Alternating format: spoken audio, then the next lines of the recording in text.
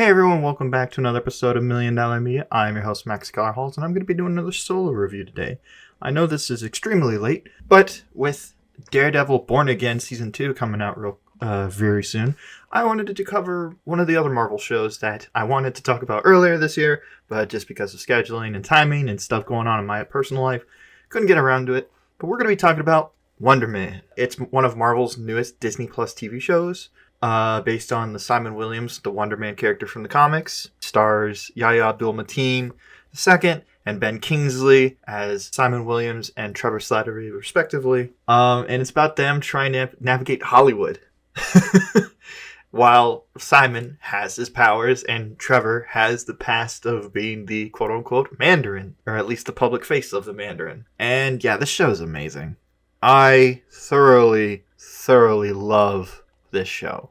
I'll say this, I wasn't feeling it the first couple of episodes, but I think around like episode 3 leading and 4, I really started to get what the show was going for, and the show's so good. I think what makes it though is unlike any other Marvel property, this is not focused on being a superhero thing. This is focused on being its own little slice of life story about a guy who has a dream and is just going after that dream no matter what. And along the way, he meets this person who helps him basically see that dream through. Someone that's older, who's experienced more of what this Hollywood system and the acting can do to someone and the dangers of it, from the addiction or former addiction to a role that will define them for the rest of their lives in a bad way. I know a lot of people going into it were saying this is Marvel's answer to the studio. That is not the case here. The studio is more poking fun at a lot of behind the scenes of things that go on in Hollywood while still having a love for Hollywood and the craft and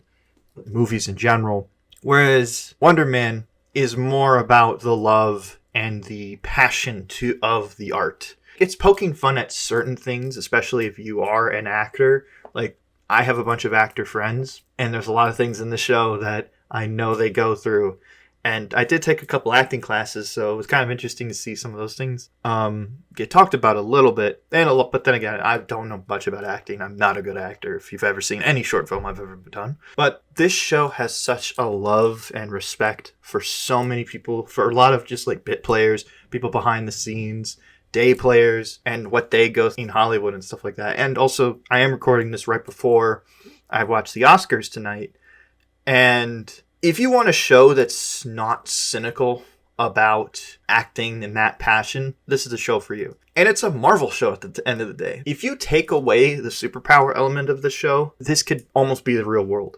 But the stuff with the superpower element adds this really interesting layer of like, I mean, you can read it as so many different things. You could read it as like a coming out story or someone trying to hide that secret about themselves. Any marginalized group of people can see themselves in this story, and I think that like what Simon goes through is so relatable on that fact, because like he just has this passion and this thing that no one else in his life understands. Like, why is he doing this? They're not understanding the work and the pressure that he has doing this, because they all want him to succeed in the now, which is still very important. I feel like a lot of people who are creative can understand the plight that Simon goes through in this show, especially the episode where he goes back to his family and he has to answer all these questions about like, do you have a job? Do you have this? Do you have this right now?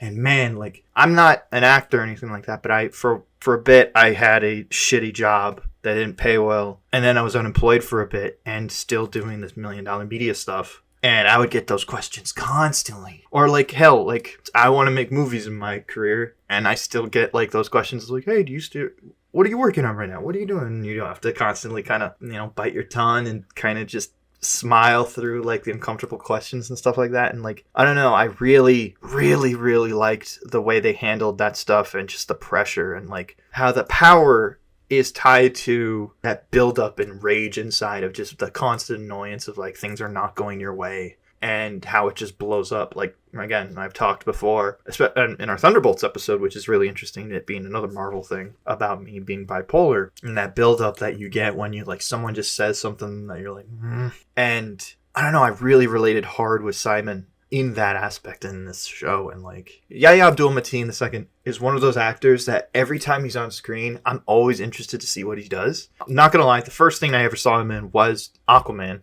And I thought he was a good Black Manta. Like, for what that movie was asking him to do, he played that role dead serious in a movie that's meant to be campy, and it worked. And even in the second one, I think he did a good job with that character too. But really, when I really started to appreciate what he was doing was with, I don't want to spoil what he plays in Watchmen in case you haven't seen it, but his role in Watchmen is so freaking good.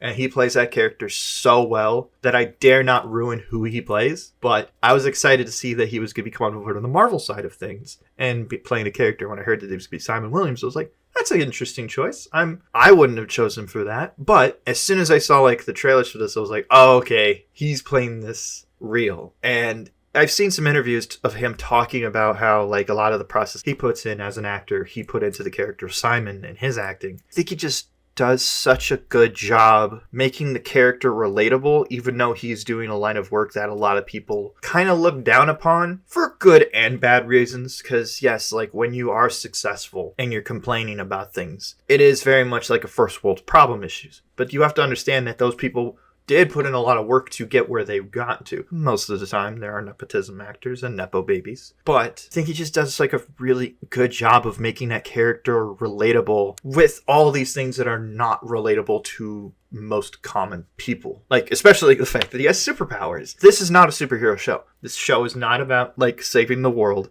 The show is about someone who is very passionate about a certain craft and wanting to succeed in that craft no matter what. I don't know, and it's so refreshing with all these other Marvel things coming out and going to come out this year. I love Marvel, and I am very excited for Daredevil, Spider-Man, Punisher, Avengers stuff coming out this year, and Vision stuff. But it's just kind of refreshing to get a show that's just like, yeah, we're just kind of doing this little chill thing. Like, this is just a day in the life of someone normal in the MCU, and how crazy that is. But what I think really, really makes this show is the relationship between Simon and Trevor.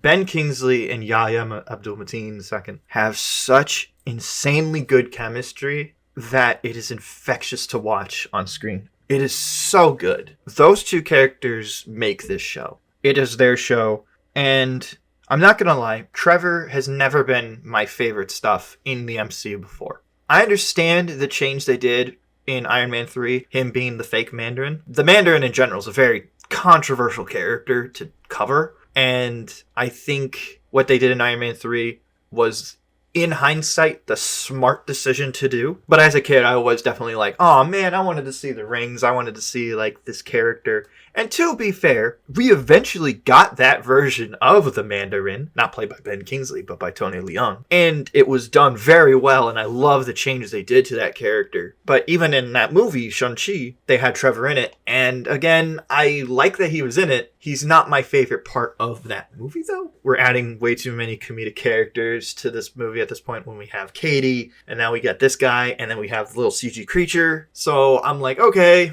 I understand why he's here, and it's fun to have him here, but it's kind of a little too much. But in this show, I love Trevor now. He's like, as original MCU characters go now, one of my favorite. Like, character made for the MCU, he's one of my favorite. Like, they do such a good job explaining why Trevor is the way he is. He is quirky, he is funny, but there's a layer of, like, sincereness to the character that there wasn't before. There's a layer of sadness to the character that was kind of there, but now it's really put to the forefront of this guy who's ashamed of his actions in the past, but his passion for art and for movies and being an actor is still there, and that's really what he wanted to do at the end of the day, and just things in life just got in the way, and he's trying to make a comeback after everything. And seeing Simon, this guy who's very much in the same ballpark as him, he sees him, this younger version of himself in Simon, and they bond in that way. And the advice he gives to Simon throughout this show not only is great acting advice, but it's also just great friendly advice to have with someone. I love Ben Kingsley. I really do. I think that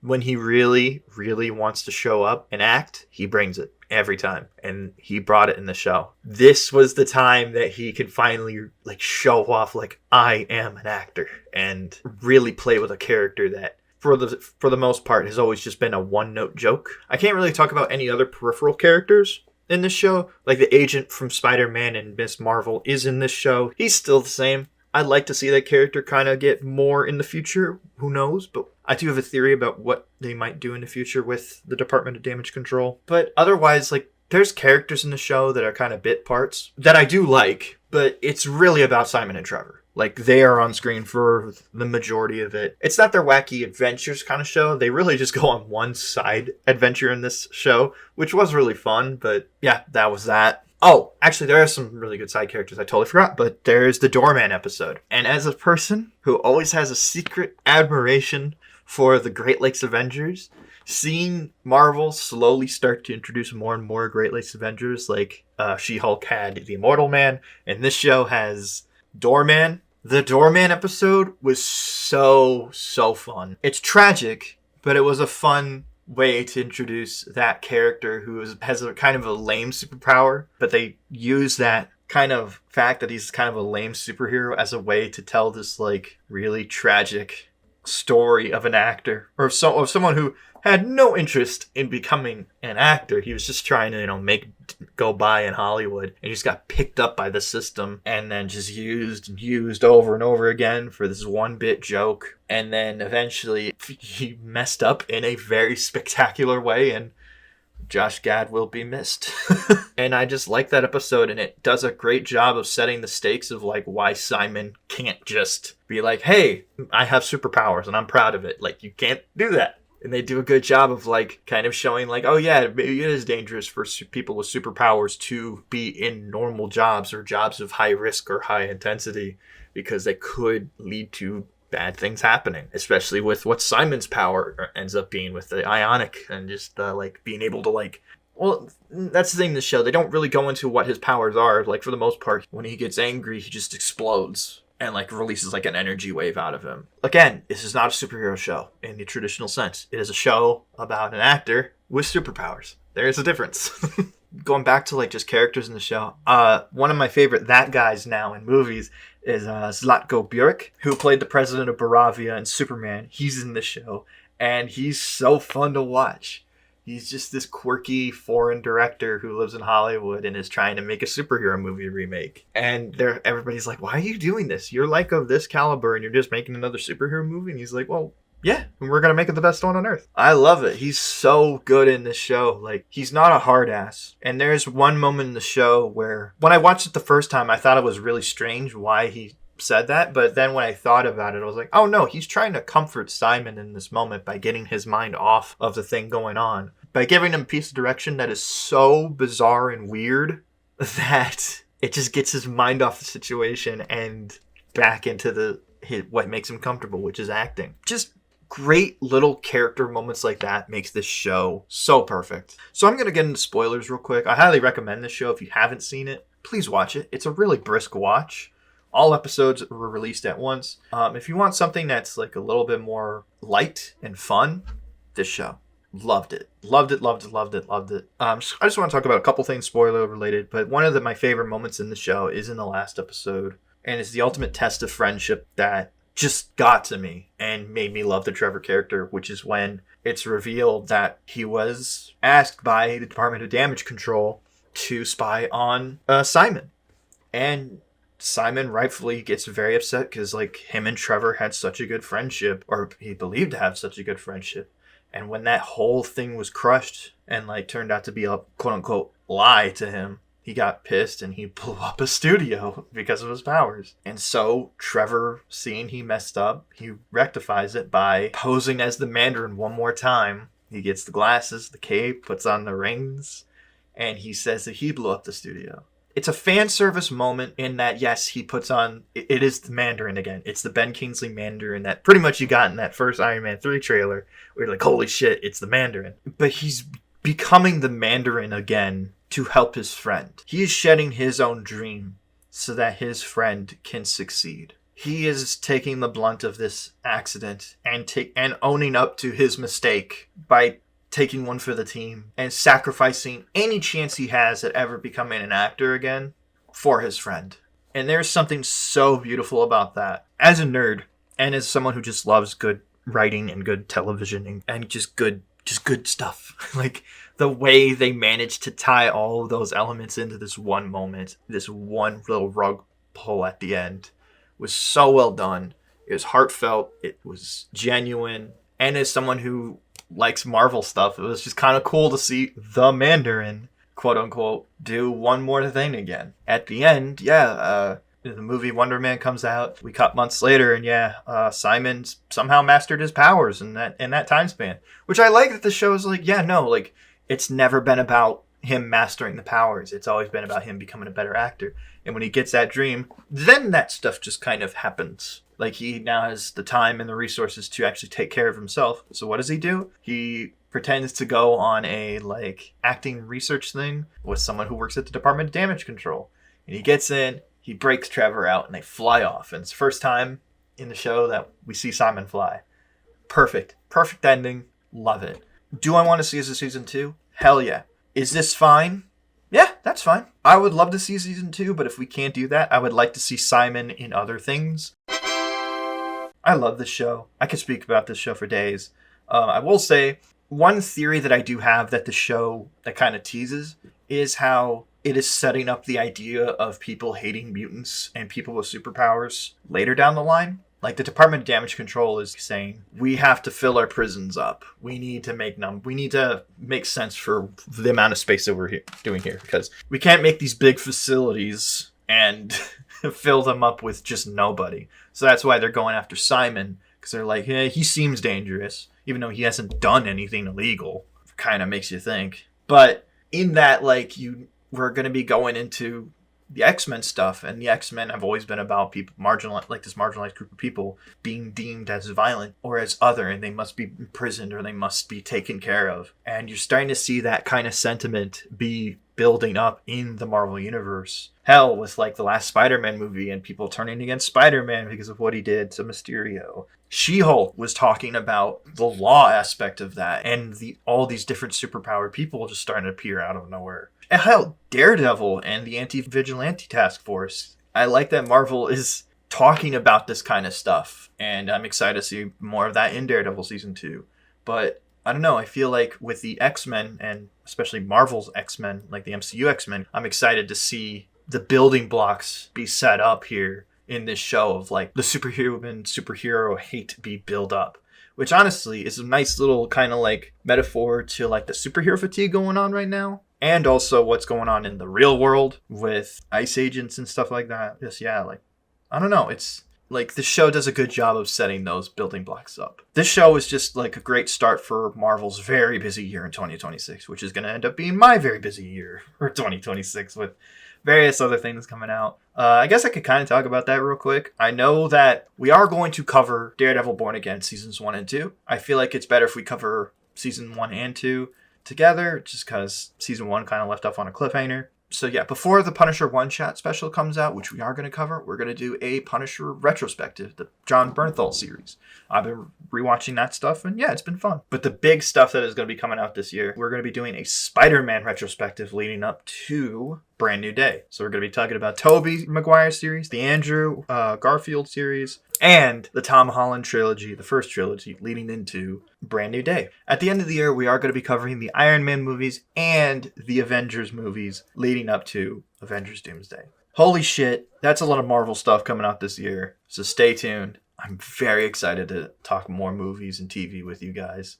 So yeah, like, subscribe, and share. Follow us on our Patreon. So yeah, keep watching TV and keep watching our videos. Hope you have a good day. Bye.